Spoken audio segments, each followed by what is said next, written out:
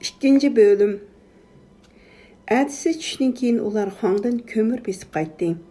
1,5 tonna ko'mir besilgan harvani so'rab, yozning issiqida demi siqilib qora terga cho'mgan 2 to'riq ot Yangi hayot mahallasidan orolga chiqdi. A'la amalsiz otlarga o't yegizish uchun to'xtadi.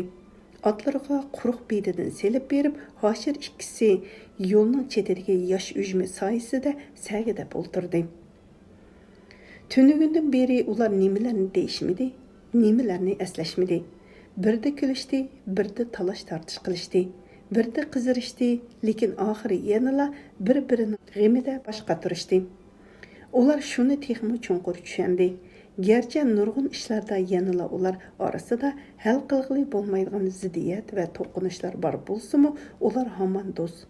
Biri uchun yana biri jon pido bo'la oladigan qadrdonlar ekan. Gap qil avoq, dedi Hoshir qumsanqu qirda sunayinib yetib.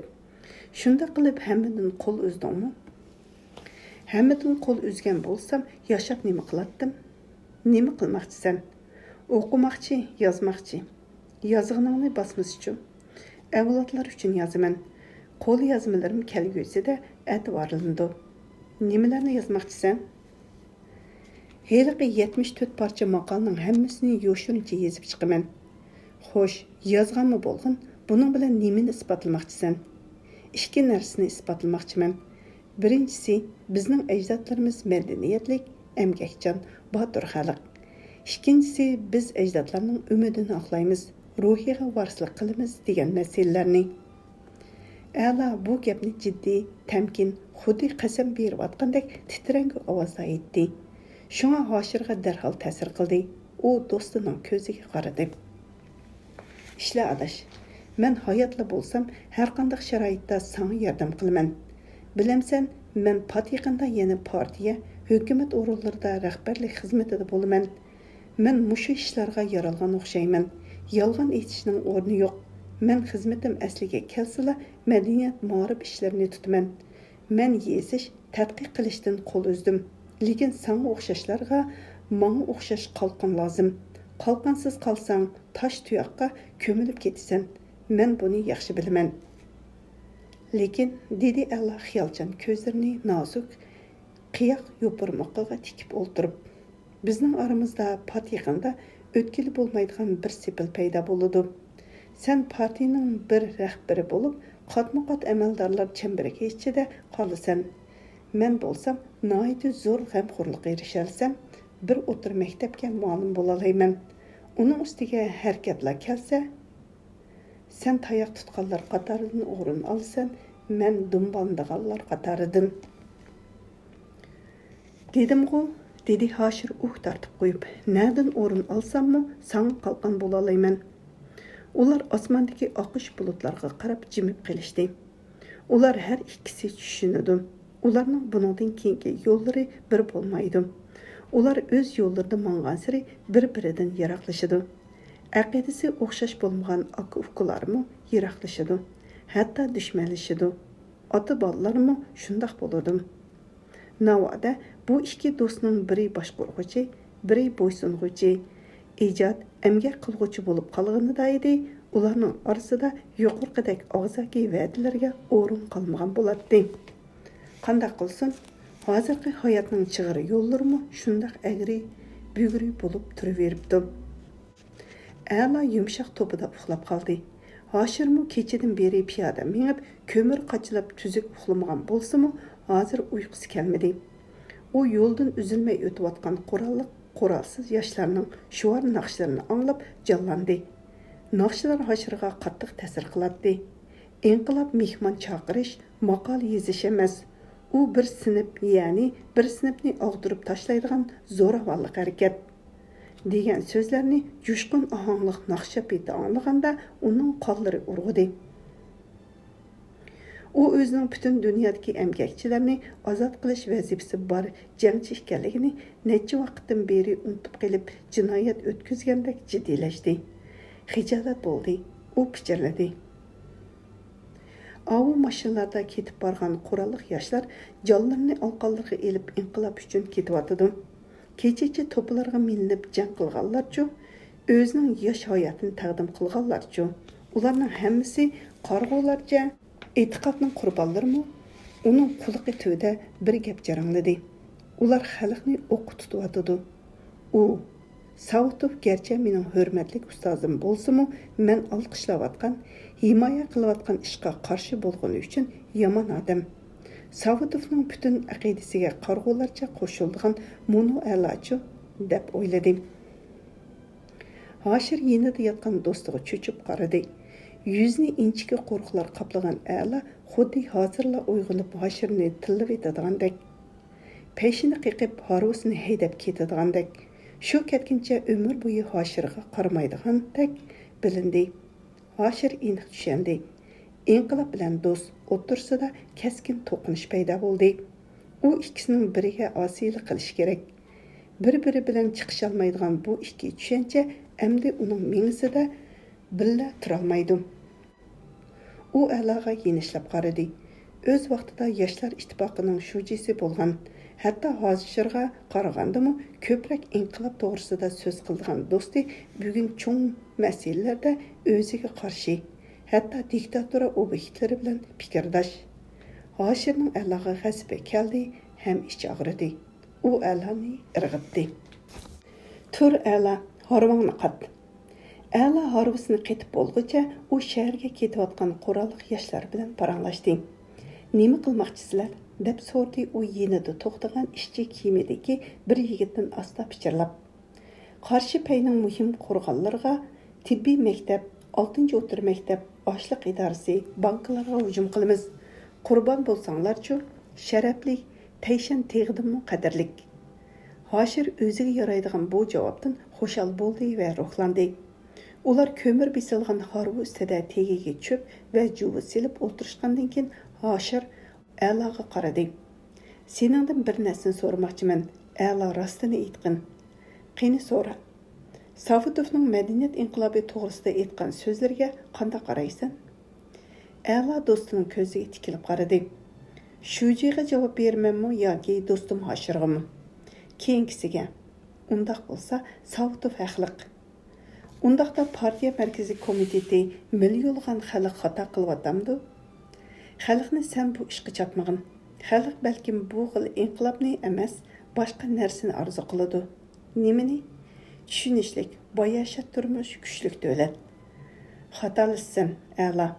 Yashasin degan shuar milyonlagan xalqning qalb sadosi.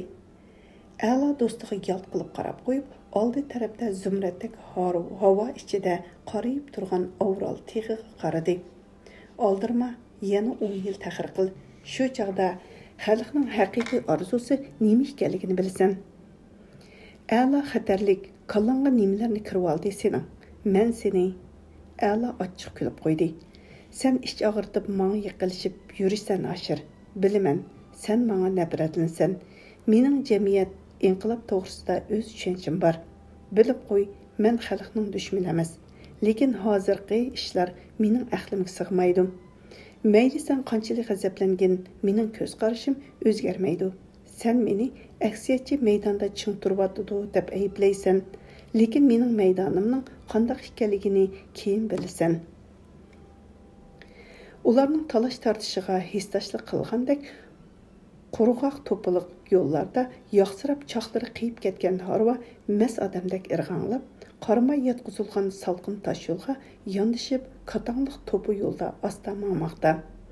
Ikki to'riq ot ko'z chanoqlarga chaplashgan chivillar dastadan yildan yilga bir-biriga bosh surkishib, sag'risidagi ko'ku yillar dastadan yildan yilga bir-biriga quyruqlarini shipanglatib, turmushning ig'ir yuki ortilgandek tirajab tirmishib ketib bormoqda. Ular buning issiq havoliq uzun yo'ldan xuddi harvikash a'loga o'xshashla allaqachon zerikkan. Lekin ularning sag'risiga tinimsiz tegib turgan zarbisi ochiq tasma qamcha ularni toki ko'tarilma bo'lg'icha mengishga majbur qiladi.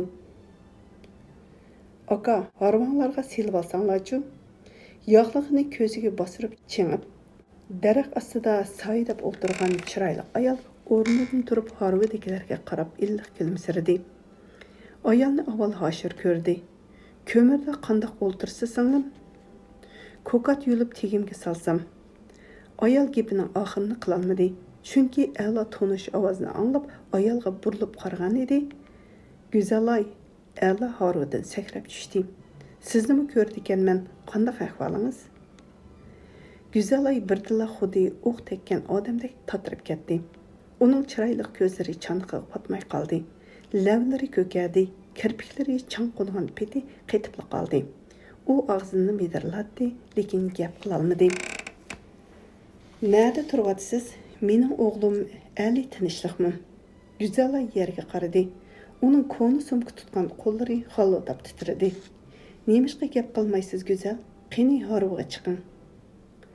Ayol javob berish o'rniga aldirib olg'a qarab qarmay, yotqizilgan yo'l bilan yurib ketdi.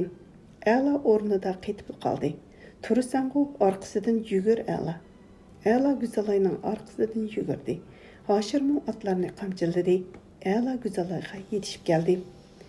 Meni kechiring go'zal. Sizni o'ylamagan birmi kunim yo'q. Bilamsiz, men sizni jiq izladim.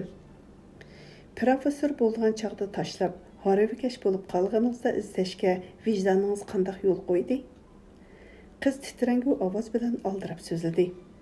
Tashladimmi? Bu sizning gumoningiz. O'tmishni qo'ying. Biz hozir taqdirdoshku. Siz kitoblaringiz bilan taqdirdosh edingiz. Hozir Harvu bilan taqdirdosh o'xshaysiz. Go'zalay texmi aldirab mangdi. Ular qo'g'lishib suv iqvatgan o'stan ko'rga keldi. A'la uningga yetishish uchun aldirab mangdi. Harvungizga chiqing, dedi u titrab turib. Endi yiqilsangiz o'zimni suvga tashlayman. Go'zalay ko'rik vadigini tutdi. A'la titradi. Pakon odamlar bir-birini oson kechiralaydi. Go'zalay, siz so'zlamang. Sizning so'zlaringizni anglasam, beshim qaydi, ko'nglim aynaydi. A'la bu haqoratli gapga taqat qilib turolmadi. To'g'ri aytdingiz. Bulg'angan havoga ko'ngan odamning sap havoni ko'rsa ko'ngli aynaydi demoqchidi. Lekin buni himoyasiz ayolga zarba bergisi kelmadi. Mening sizga o'g'limga yordam qilishdan boshqa g'arizim yo'q, Go'zalay. A'la ko'nglining yanchiqida uzundan beri o'g'li uchun saqlab yurgan bir qalak pulni chiqardi.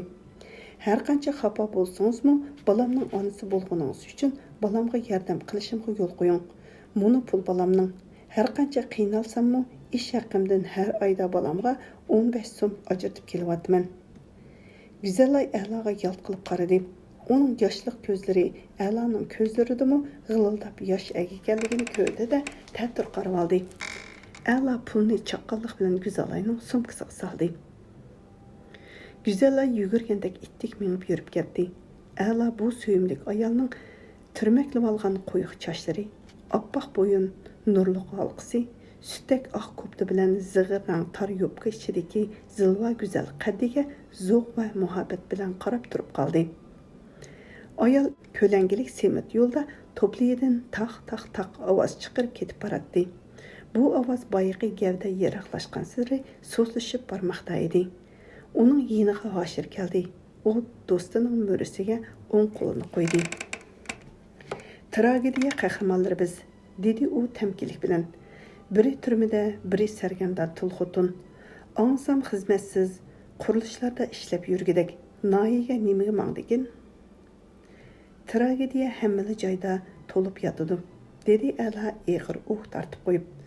Bu bizningla baxtsizligimiz emas. Rostini aytganda, ijtimoiy tragediyaning hujjaylari bular. Yana joyligili turding. Yo'q, buningdan keyin men sening bilan siyosat, jamiyat to'g'risida paranglashmayman. Ilm bilim, kundalik turmush to'g'risida so'zlashman. Bo'lmasa bizning do'stligimiz buzildigan o'xshaydi. Men ayolim bilan dushmanlashdim. Endi sening bilan dushmanlashishni xohlamayman. Ularning yenidan pikap qo'yildab o'tib ketdi. Raqib, dedi Hoshir. Ularga beshini pikapdan chiqarib kulimsirab qarab qo'ygan odamni to'nib. Mana u haqiqiy raqib. U bizning holimizdan hozir qilib kulmoqda. Ana qara. Ular pikapning Go'zalayga yetishib to'xtaganini, raqibning ayolni jaynikidan tutib pikapga chiqarganini ko'rishdi. Chida adash, dedi Hoshir tishlarini g'ujiriltib. Cho'ng'a chidagan o'g'il bola kichkiga chidaydi. Yo'q desan, erishsan, yana yo'q desan, yana erishsan. Bu bir qonuniyat. Oxir yo'q desan, dedi Əla açıq kulib qoyub. G'alabiyat bilan halokatning qaysi ustun? Meningcha halokat. Ümidsizlik, dedi Hashir. Albatta yer shari inson halok bo'ladi, yo'qoladi. Bu nuqtadan aytsang to'g'ri, biroq insoniyat turmushidachu o'xshash o'lim hamon hayotni yengidi-ku. Ha.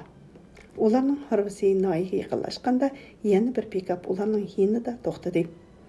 O'tir yoshlik bir harbiy odam mashinadan tushib, Hashir bilan qizg'in ko'rishdi. Ular chatga chiqib bir oz paranglashgandan keyin Hashir qaytib kelib, A'loning qo'lini qisib tutdi. Seninkiga borolmaydigan bo'ldim, adash. Bular meni bir kun izlabdi. Meni noyilik ishlab chiqarish qo'mondonlik shtabiga muavin qo'mondon qilib bekitibdi.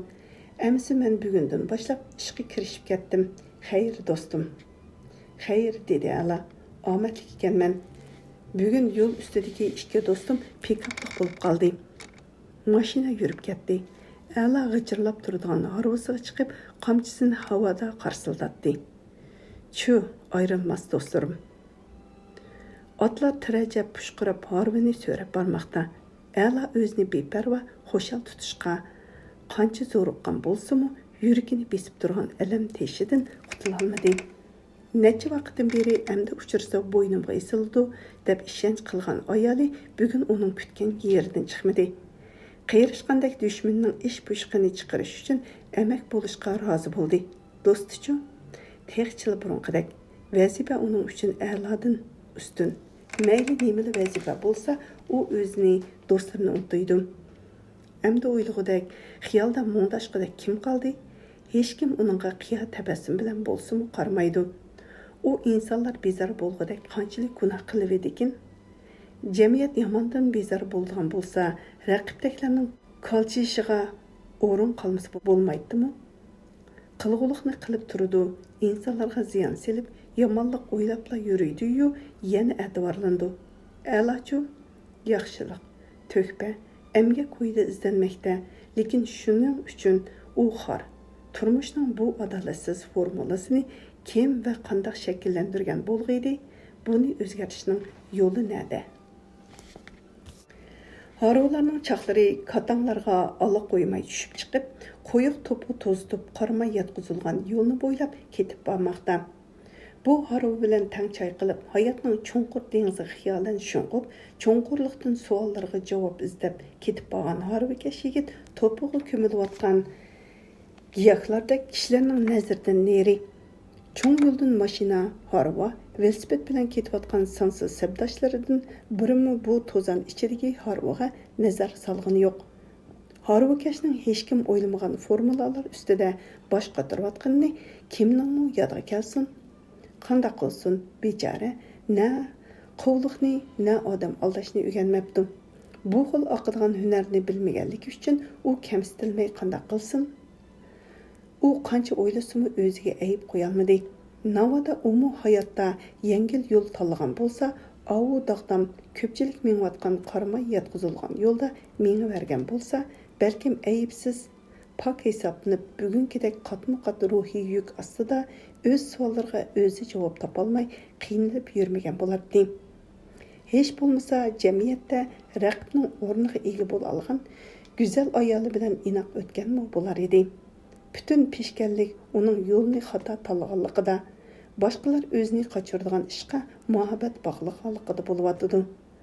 U na biror eg'iz yomon so'z qilmadi, boshqalardek birlariga yilinib, yana birlarini chiqib, yomonlab hayotda o'ziga o'rlash uchun sho'ta yashashning ko'yida boshqatirmadi.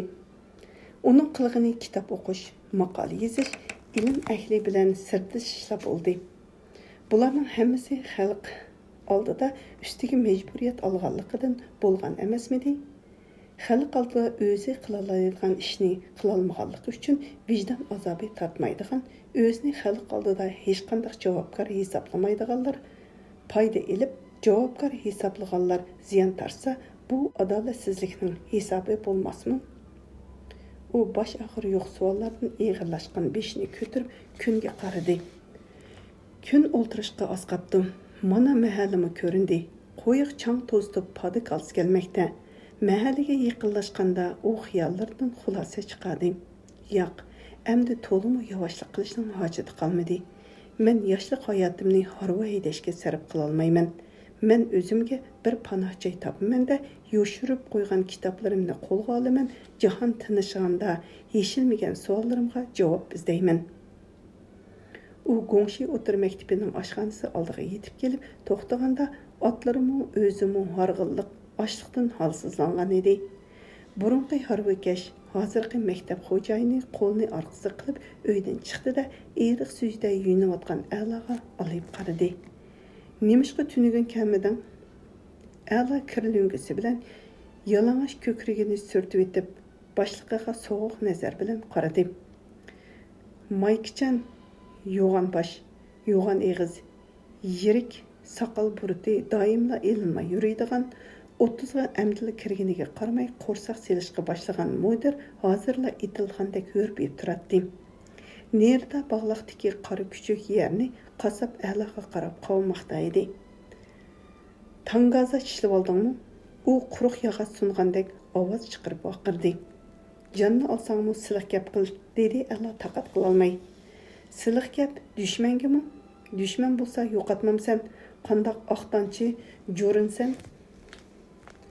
Nima? Oqnanchi? Ona-manangni ko'zingga ko'rsataman, qarayib gizanda. Mudir birdila ko'mirdek qarayib, harv qamchisini qo'liga oldi, yana bir degina. A'lo bu xo'rliqni ko'tarolmadi.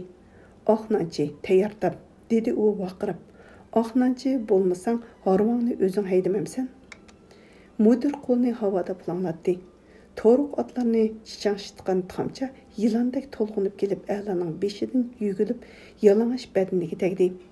Uning ko'zlaridan o't chiqdi. Quloqlari g'o'ng'ildab, beshi aylandi. U daldugunib qamchini tutib olish uchun etilganda ikkinchi qamchi tegdi. Mudir ishda savossiz bo'lgani bilan qamchi urishda ma'lumotli ekan. A'lo oldiga mangsa, keyniga chekinib turib, A'lo chekinsa, etilib turib, xuddi shosh otni ko'ndirmoqchi bo'lgandek abjil qamchi uratdi. A'loning yalang'och badani titma bo'lib ketdi. Beshini panoh qilib olgan bilaklari qora, qizil, po'ltaygan, qon tepchirgan izlar bilan to'ldi. U hamon qamchini tutib olish uchun harakat qiladi. U na nola qilmaydi, na yig'lamaydi. Uning g'ayrat va johillik mudirning jahlini qatirdi-da, u qamchidan rozi bo'lmagan chig'i qo'liga to'mir gurjakni oldi ve bütün kuchi bilan A'loning yerilgan beshini challab urish uchun chot kerib g'ulash yayganda A'loning oldida qapqidan bo'ron yig'ib turgan Zulya paydo bo'ldi. Mudirning qo'lidan go'rchak tushib ketdi. Badallari tilim bo'lib ketgan A'lo mudirga aytildi. Zulya uni tutib oldi. Kimni xo'rlayapsan, dedi Zulya lag'ildab titrab turib. Sendek mingni yug'ursa bu odamning bir tal tirnaqi tirilmaydi. Voy, qora niyatli olma. Zulya mudirning ko'kriga mush urdi-da, mudir o'ngdisiga uchib ketdi. Lekin u Zulyaga na til, na qo'l qaytarolmadi. Chunki Zulya hozir butun nahiyada inovati bor bir daduyning partiya yacheyka shujisi edi. Mudir uzun yil uning qo'l ostida harvaydigan. Uning g'amxo'rligi bilan texi 1 yil burun maktabning harvasini haydaydigan ishchi bo'lib olgan edi. A'lo Zulyaning uyiga kelib, yumshoq ko'rpida butun badani tengilgan holda yotgandan keyin o'zining qanchalik ruhiy, jismoniy xo'rliq tortganini bildi. Qizi dil arani elib kichik opasi kirib kelganda, u o'zini to'xtatolmay buqildab yig'layotdi. Unutilmaydigan xo'rliq bo'lmaydi ekan. Bo'libmi g'oylik odamlar büyük maqsad yo'lda ketib borgan umidlik odam putiga kirgan tikkan bilan ko'ziga kirgan chang to'zonning azoblariga pisand qilmaydi ekan. A'lo shu tayoqdan keyin yeniklab, kitob va xiyollar bilan vaqt o'tkazadigan bo'lib oldi. U harbudan qutuldi. Shaharni tashlab A'loning yeniga ko'chib chiqqan qadrdan kichik opasi bilan bu yil 4 yoshga kirgan umoq qiz uning hol-munga o'rtaq. Dadi partiya yacheyka shujisi Zulya uning bar yo'qiga ega bo'ldi-da, u xuddi boshqalarni unutgan, boshqalarmi uni unutgandek sirtqi dunyo bilan aloqani uzib, kitob o'qish, maqola yozish bilan kunlarini o'tkazaverdi.